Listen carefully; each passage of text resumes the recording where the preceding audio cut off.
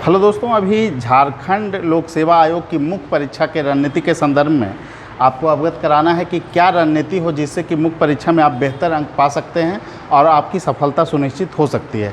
देखिए, सबसे पहले बात अभी कटअप की हम करते हैं।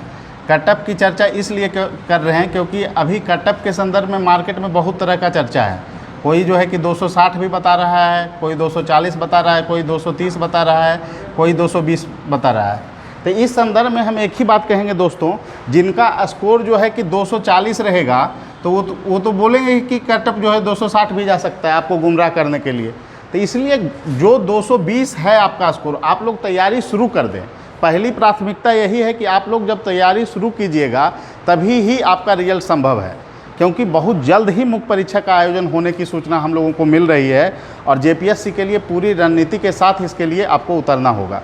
देखिए, झारखंड के अगर प्रथम पेपर देखें तो इसमें हिंदी और अंग्रेजी है जिसका अंक नहीं जोड़ा जाएगा, ऐसा आयोग ने इस बार स्पष्ट कर दिया है। हालांकि छठी जेपीएससी में इसके अंक जोड़े गए थे। उसके बाद आपका भाषा खंड है जो कि आपको 150 अंक का है। फिर उसके बाद भूगोल इतिहास खंड है जो कि 200 अंक का है। फिर लोक प्रशासन पॉलिटी 200 अंक का है। फिर आपका आ जाता है अर्थव्यवस्था खंड 200 अंक का है। और फिर आ जाता है आपका विज्ञान खंड जो कि 200 अंक का है। अभी मुख्यतः जो चर्चा हम लोग करेंगे उसमें 2 खंड की चर्चा करेंगे, भूगोल इतिहास और राज्य व्यवस्था और लोक प्रशासन। ये 400 नंबर पे चर्चा अभी होगा। और भाषा जो खंड है इसके संदर्भ में चर्चा हम लोग बाद में करेंगे, अंग्रेजी खंड में, अंग्रेजी हिंदी खंड की। अर्थव्यवस्था और विज्ञान खंड का इसका चर्चा बाद में किया जाएगा। अभी संकेंद्रण जो है भूगोल इतिहास खंड और राज्य व्यवस्था और लोक प्रशासन खंड पर संकेंद्रित रहेगा। देखिए, सबसे बड़ी बात ये है दोस्तों, अगर आपको तैयारी शुरू करना है तो कल से आप लोग तैयारी शुरू कर दीजिए, क्योंकि परीक्षा 3 से 4 महीने के अंदर होने जा रही है। इसका अगर पैटर्न अगर आप देखें तो भूगोल और इतिहास खंड में जो पैटर्न है इसमें आपको ऑब्जेक्टिव जो है 10 क्वेश्चन 2 नंबर का दोनों खंड में पूछा जाता है। यानी इतिहास खंड में भी 10 सवाल रहेंगे 2-2 नंबर के, और भूगोल खंड में भी 2-2 नंबर के रहेंगे आपको 10 सवाल। और टोटल जो है इतिहास को 4 भाग में बांटा गया है, जिसमें आपको जो है प्राचीन इतिहास, मध्यकालीन इतिहास और फिर आधुनिक इतिहास और झारखंड इतिहास का खंड है। गौर करने वाली है कि यहाँ विश्व इतिहास का कोई खंड मौजूद नहीं है जीएस के पार्ट में।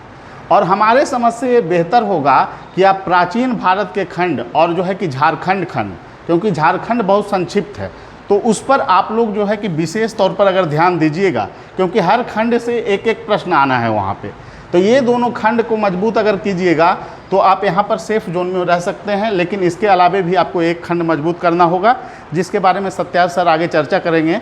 इतिहास के खंड में क्या क्या जो है कि महत्वपूर्ण रूप से आपको देखना चाहिए। उसके बाद देखिए, भूगोल का जो खंड है उसमें सेम पैटर्न है, ठीक है। मानव भूगोल है या फिर भारत का भूगोल है, भौतिक भूगोल है, झारखंड का भूगोल है, मतलब 4 पार्ट में उसको भी डिवाइड किया गया है। अभी हम बात करने जा रहे हैं राज्य व्यवस्था खंड की और लोक प्रशासन खंड की। ये दोनों खंड जो है काफ़ी महत्वपूर्ण है। 200 अंक का ये महत्वपूर्ण खंड है और यहाँ पर आप आसानी से जो है 130 से 140 अंक आप पा सकते हैं। देखिए, इसका ऑब्जेक्टिव जो प्रश्न है राज्य व्यवस्था और लोक प्रशासन खंड से, यहाँ भी आपको 20 प्रश्न रहेगा जो 10-10 दोनों खंड से है, यानी कि 40 अंक का ऑब्जेक्टिव है, जिसमें से आप चाहें तो आसानी से 40 में 40 भी स्कोर कर सकते हैं। अब यहाँ राज्य व्यवस्था खंड है, तो राज्य व्यवस्था खंड में यह सुनिश्चित नहीं किया गया है कि आपको कहाँ से प्रश्न रहेगा भारतीय अर्थव्यवस्था में, तो इसका आप फ़ायदा उठा सकते हैं। और यहाँ पे जो होता है कि 4 प्रश्न जो पिछले बार पूछे गए हैं उसकी चर्चा मैं कर देता हूँ। भारत के मूल अधिकारों पर अत्यधिक बल दिया गया है, जबकि मूल कर्तव्यों को कम महत्व दिया जाता है। क्या आप इससे सहमत हैं? उत्तर अपने समर्थन में तर्क दें। देखिए, सबसे पहली बात है कि मूल अधिकारों पर बल दिया जाना, यानी कि प्रत्येक जनता जो है अपने मूल अधिकारों के प्रति सचेत तो रहती है लेकिन मूल कर्तव्यों का पालन नहीं करती है। इन्हीं बिंदुओं पर आपको जो है कि संकेंद्रण करना है। मूल अधिकार क्यों जो है कि आपको मूल अधिकार क्यों इम्पोर्टेंट है, मानवाधिकार से भी मुद्दा उसका जुड़ता है और प्रत्येक नागरिकों को ये अधिकार दिया गया है जिसकी चर्चा आप करेंगे। और साथ में बताएंगे कि मूल कर्तव्य को शामिल करने का क्या दृष्टिकोण था, कब शामिल किया गया और मूल कर्तव्य का पालन हर नागरिकों को करना चाहिए। अगर मूल कर्तव्य का पालन नहीं किया जाता है तो मूल अधिकार की बात भी बेबुनियाद हो जाती है। तो ऐसे में इन चीज़ों को बैलेंस उत्तर देना था आपको। फिर उसके बाद प्रश्न पूछा गया है, विशेष कर उदारीकरण के दौर में भारतीय प्रधानमंत्री के कार्यों एवं शक्तियों का परीक्षण करें। तो इसमें पोस्ट कोर एक गुलिक का जो है थ्योरी है, पोस्ट कोर, इसी पर आपका जो है पूरा उत्तर हो जाता। Planning, organization, staff, directing, coordinating मतलब समन्वय, आर से रिपोर्टिंग, बी से बजटिंग, इतना काम ही प्रधानमंत्री का होता है। और इसी पर अगर आप उत्तर दे देंगे, और ख़ास करके उदारीकरण के बाद जो प्रधानमंत्री बने, और ख़ास करके वहाँ पर अस्थिर सरकार का भी दौर आया है, एलपीजी का युग भी वहाँ पर आया है, तो इन सब की चर्चा कीजिएगा। और साथ में केंद्र में गठबंधन सरकार जो है अस्तित्व में आई है उस दौरान, इन सब का भी आपको चर्चा बेहतर ढंग से, और मोदी काल तक आपको वर्तमान तक की चर्चा आपको पूछा गया है। तो आपको दिखाना होगा कि जो पूर्ण बहुमत की सरकार होती है मजबूत होती है, निर्णय जो है कि लेने के लिए स्वतंत्र होती है, योजना आयोग के जगह पर नीति आयोग का स्थापना किया गया, तमाम चर्चा उसमें सम्मिलित होंगे। फिर प्रश्न आपको पूछा गया है, 73वें एवं 74वें संविधान संशोधन के ग्रामीण और नगरीय स्थानीय संस्थाओं के कार्यान्वयन में जीवन को अनुप्रेरित कर दिया है, आलोचनात्मक विवेचन करें। देखिए, सबसे बड़ी बात यह है दोस्तों कि जो आपको 73वां 74वां संविधान संशोधन आया, ये ग्रामीण क्षेत्र में लोकतंत्र को मजबूती प्रदान करने में महत्वपूर्ण भूमिका निभाया है। और साथ में कहिएगा तो महिलाओं के लिए आपको जो है कि 50% वर्तमान में आरक्षण दिया जा रहा है, और जो ये आरक्षण है महिलाओं के सशक्तिकरण को जो है कि बढ़ावा दे रहा है। और मूल जो इसमें देखिए, मूल प्रोविज़न की आप चर्चा अगर करें तो 33% आरक्षण का बात किया गया था उसमें, और उसमें बात आपको किया गया था SC ST को जनसंख्या के अनुपात में आरक्षण देने का बात किया गया था। तो मूल प्रावधान में 29 विषय जो है कि आपको 73वें संविधान संशोधन के तहत शामिल किए गए थे, और 74वें संविधान संशोधन का जो है उसमें 18 विषय शामिल थे नगर पालिका में। तो इन सब बिंदुओं पर आप चर्चा करने के बाद आप उसको दिखाइएगा कि कैसे सामाजिक, आर्थिक, राजनीतिक और सांस्कृतिक क्षेत्र में इसने मजबूती प्रदान किया है। इन सभी चीज़ों को आप लोग आलोचनात्मक परीक्षण करेंगे और बताएंगे कि संरचनात्मक आधार पर अभी भी चुनौतियां हैं, फंडिंग की वहाँ पे कमी है, प्रशासनिक अधिकारी पंचायती राज के पास अपने नहीं हैं।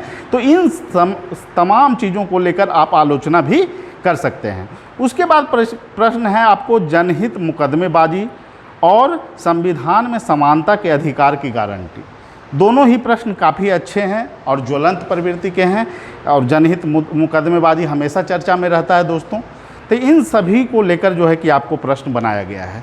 अब हम बात करते हैं, फिर 10 ऑब्जेक्टिव प्रश्न हैं जिसका आपको बताया जाएगा, विश्लेषण भी किया जाएगा, और कैसे ऑब्जेक्टिव को आपको बेहतर ढंग से स्कोर करना है, इन तमाम बिंदुओं पर हम लोग आगे चर्चा करेंगे। पहले आ जाते हैं जो कि आपको विश्लेषण वाला प्रश्न है। वैश्वीकरण उपरांत की दुनिया में लोक प्रशासन के अर्थ और महत्व की विवेचना कीजिए। देखिए, लोक प्रशासन की जो उत्पत्ति हुई थी वो राजनीतिक विज्ञान से अलग होकर हुई, ठीक है। अब लोक प्रशासन का अर्थ और महत्व समय और काल के परिप्रेक्ष्य में बदलता रहता है दोस्तों। लोक प्रशासन, अर्थ और महत्व अगर देखें तो 21वीं सदी में इसका महत्व काफ़ी बढ़ गया है। बढ़ने का कारण क्या है? बढ़ने का कारण है एलपीजी। एलपीजी मतलब क्या हो गया?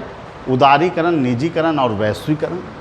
दूसरा कारण बढ़ने का क्या है? दूसरा कारण है मानवाधिकार के प्रति लोगों का सचेत होना, मानवाधिकार।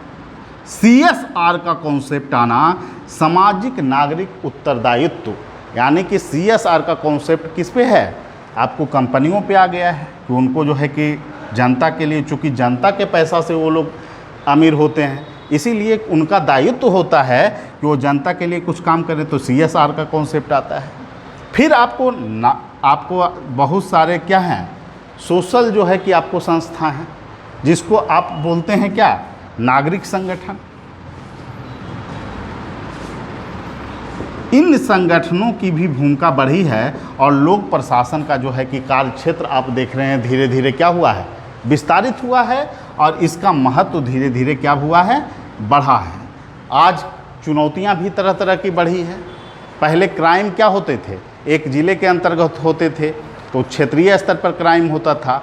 आजकल क्या है, आतंकवाद जो है कि आपके ज़िले में ही घटना हो रही है, लेकिन हो सकता है वो वैश्विक आतंकवाद की घटनाओं से जुड़ा हुआ मुद्दा हो।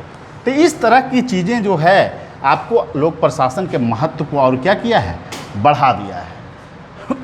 अर्थ तो आप जानते ही हैं कि लोक प्रशासन जो होता है सभी लोगों के कल्याण से जुड़ा हुआ, उसकी व्यवस्थाओं से जुड़ा हुआ जो है एक प्रकार का प्रशासन है। लोक प्रशासन जो है कि आपको किसी भी प्रकार का भेदभाव नहीं करता है। अगर अर्थ के दृष्टिकोण से देखें तो आपको क्या है, एक ऐसा जो है कि प्रशासन जो कि आम जनता को जो है कि आपको आम जनता के लिए कल्याणकारी नीतियों और साथ में प्रशासनिक रूप से जो है कि सुदृढ़ता प्रदान करने के लिए किया जाए, वही लोक प्रशासन है। लोक प्रशासन के संदर्भ में बहुत सारी परिभाषाएं दी गई है और सभी की परिभाषाएं क्या है, अलग अलग है। तो अर्थ और महत्व, उर्विक ने बोला कि पोस्ट कोर भी लोक प्रशासन है, फिर बहुत सारे विचारक आए तो तरह तरह की बात बोले। उसको क्लास में हम लोग बात करेंगे, जब प्रश्न आएगा तो उस पर विश्लेषण हम लोग करेंगे। फिर है आपका प्रश्न है, कैसे सूचना के अधिकार अधिनियम 2005 ने लोक प्रशासन में पारदर्शिता एवं इच्छित लक्ष्य को प्राप्त कर लिया है, यदि नहीं तो इसके कारणों को चिन्हित करते हुए आगे के मार्ग को सुझाव दीजिए। अब इस प्रश्न में क्या करना था दोस्तों, 2005 का जो सूचना का अधिकार अधिनियम आया, इसने प्रशासन के क्षेत्र में पारदर्शिता लाने के लिए एक नीरव क्रांति की भांति कार्य किया। देखिए, एक चीज़ है स्मार्ट। स्मार्ट का सिंपल अर्थ क्या है, यस से हो गया सिंपल, यम से हो गया मोरल, ए से हो गया अकाउंटेबल, आर से हो गया रिस्पॉन्सिबल, टी से हो गया ट्रांसपेरेंसी। इन सभी चीज़ों को लाने के लिए आपको सूचना का अधिकार जब आया तो प्रशासन में इन चीज़ों को मजबूत किया। प्रशासन सरल हो गए। सरल होने का तात्पर्य क्या है, प्रशासन को जो है हर कोई व्यक्ति प्रशासन के बारे में जान सकता है। आरटीआई लगा सकते हैं आप जान सकते हैं कि किन किन योजनाओं के तहत कितने मद खर्च किए जा रहे हैं। मोरल मतलब जब पारदर्शिता आएगी, जब सभी जनता के पास आपकी पहुंच स्थापित होगी तो प्रशासन क्या होगा, नैतिक होगा। और फिर अकाउंटेबल मतलब उत्तरदायी, और जब जनता सभी चीज़ों योजनाओं के बारे में जान जाएगी तो प्रशासन स्वतः उत्तरदायी हो जाएगा। रिस्पॉन्सिबल मतलब संवेदनशील आपको प्रशासन हो जाएगा। जब सारी योजनाओं के बारे में आप जान रहे हैं, उसके लिखित दस्तावेज आप मंगा सकते हैं सूचना के अधिकार के माध्यम से, और ट्रांसपेरेंसी, ये सभी आएंगे। तो इस तरह से इसी प्रश्न का आपको इसी ढंग से विवेचना करना है कि सूचना के अधिकार ने कैसे पारदर्शिता प्रशासन में लाया है। तो इसको आप स्मार्ट के तर्ज पे इसको विवेचन कर सकते हैं। आगे का प्रश्न है वित्त आयोग के गठन और भूमिका। तो वित्त आयोग के बारे में आप जानते ही हैं, प्रत्येक 5 वर्ष पर वित्त आयोग का गठन किया जाता है। वित्त आयोग का काम क्या है, तो वित्त आयोग का काम है कि प्रत्येक राज्यों को कैसे धन आवंटन किया जाए और उसमें राज्यों की कितनी भागीदारी हो, इसको सुनिश्चित करने का काम करता है। वित्त आयोग का गठन जो है कि आपको राष्ट्रपति के द्वारा कराया जाता है, उसमें जो है कि कितने सदस्य होते हैं, इस सभी चीज़ों को लेके फिर क्या उसका गठन का उद्देश्य है। पंचायती राज नगर पालिका को भी फंडिंग करना, फिर प्रत्येक राज्यों की भागीदारी को तय करना, फिर उसके मापदंड होते हैं। अभी भी देखिएगा तो आपको 15वें वित्त आयोग का 6 मापदंड है टोटल। तो इन सभी चीज़ों से आपको अवगत रहना पड़ेगा और फिर जब प्रश्न आएंगे तो उसका हम लोग विश्लेषण करेंगे। अभी राज्य प्रशासन में मुख्य सचिव की भूमिका। अब प्रश्न यही है कि राज्य प्रशासन में मुख्य सचिव की क्या भूमिका होती है। देखिए, मुख्य सचिव को अगर केंद्र में हम रखें, मुख्य सचिव, तो मुख्य सचिव क्या है, राज्य का कप्तान है। और सीएम का जो वर्क है उसको वास्तविक मायने में अगर कोई प्रशासनिक अधिकारी अंजाम देता है तो वो है मुख्य सचिव। अगर सीएम जो है अंतर्राज्यीय परिषद के बैठक में जा रहा हो तो फिर उसमें जो है कि आपको प्रशासनिक सहायता करेगा। नीति आयोग के बैठक में जा रहा हो तो उसमें प्रशासनिक सहायता करेगा। विभिन्न जिला कप्तान जो है उसके बीच जो है कि समन्वय का काम करता है। विभिन्न डिपार्टमेंट के बीच समन्वय का काम करता है।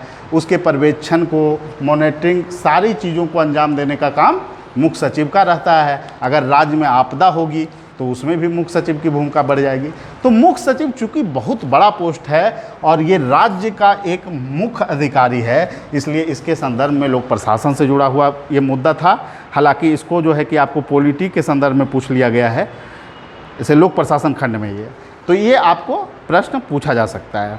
अब इसमें एक देखिए, जो आपको बांटा गया है, जिनका बैकग्राउंड लोक प्रशासन नहीं है वो आपदा वाले चैप्टर को या मानवाधिकार वाले चैप्टर को अच्छे ढंग से पढ़ लें। देखिए, एक प्रश्न आपको आपदा प्रबंधन से जोड़कर पूछा गया है, बहुत आसान है। आपदा प्रबंधन आप जान ही रहे हैं। भारत में आपदा प्रबंधन तंत्र के संगठन कार्यकरण का आलोचनात्मक विवेचन करें। इसके लिए आपको जानना पड़ेगा कि 2005 में जो है कि आपदा के लिए आपको एक प्रबंधन के लिए एक अधिनियम भी आया था। आपदा प्राधिकरण का भी गठन हुआ है अधिनियम के बाद 2006 में, जिसको झारखंड पीटी में पूछा है, विवाद भी चल रहा है उसमें क्या होगा उसका उत्तर। तो उसमें जो है कि आपको 2005 में प्राधिकरण का गठन हुआ, जिसके कारण से आपदा पर मॉनिटरिंग करने का ये काम करता है। आपदा पूर्व कैसे प्रबंधन होता है, आपदा के समय, आपदा के बाद कैसे प्रबंधन किया जा सकता है, इन सभी चीज़ों को जो है कि आपको आलोचनात्मक विवेचन करना था। और यही है पॉलिटी, और आपको लोक प्रशासन खंड इस तरह पूरा हो गया है। और ऑब्जेक्टिव जो प्रश्न है उसको तो निरंतर हम लोग कराएंगे ही उसमें। और टेस्ट सीरीज का आयोजन के संदर्भ में अभी हम लोग बात रख कर रहे थे कि टेस्ट सीरीज जो है कि हम लोग सोच रहे हैं प्लानिंग करना, क्योंकि समय बहुत कम है दोस्तों, और समय कम है और आपके पास जो है कि अगर देखें तो 3 से 4 महीना है, और पूरा कोर्स को अगर आप पढ़िएगा तो कम से कम आपको 8 से 9 महीने का समय चाहिए। तो हम लोग क्या करेंगे कि टॉपिक वाइज टेस्ट की व्यवस्था हम लोग करने जा रहे हैं। और टोटल जो है इसमें कुल मिलाकर सर उसके बारे में बता देंगे कि क्या क्या चर्चा मतलब टेस्ट में क्या क्या उसका फॉर्मेट रहेगा, उस संदर्भ में आपको सर बात करेंगे अभी। और अब एक ही बात आप लोगों से कहना चाहूँगा कि लक्ष्य के प्रति आप समर्पित रहिए, और लक्ष्य तभी आप पाइएगा जब आप जो है पहले से ही उसके लिए रणनीति को निर्धारित करेंगे, उस पर काम करना शुरू करेंगे, तभी आपको मंजिल मिलेगी। हरिवंश राय बच्चन की एक कविता है जिसमें कहा गया है, जीवन पथ जटिल है ये, काल चक्र कठिन है ये, पग पग पे भेदभाव है, रक्त रंजित पाँव है, जन्म से किसी के सर वंश की छाँव है, झूठ के रथ पे सवार डाकुओं का गाँव है, किसी के पास छल कपट किसी को रूप का वरदान है, ये सोच कर मत बैठ जा विधि का ये विधान है, बज रहा मृदंग है ये कहता अंग अंग है, कि प्राण अभिशेष है मान अभिशेष है। तो इस तरह से आपको आगे बढ़ना होगा और आपको कर्म करना होगा। तो इसीलिए जो भी 220 जिनका स्कोर है वो लोग आज से तैयारी शुरू कर दें। आगे सत्यार सर आ रहे हैं जो कि अपनी बात रखें।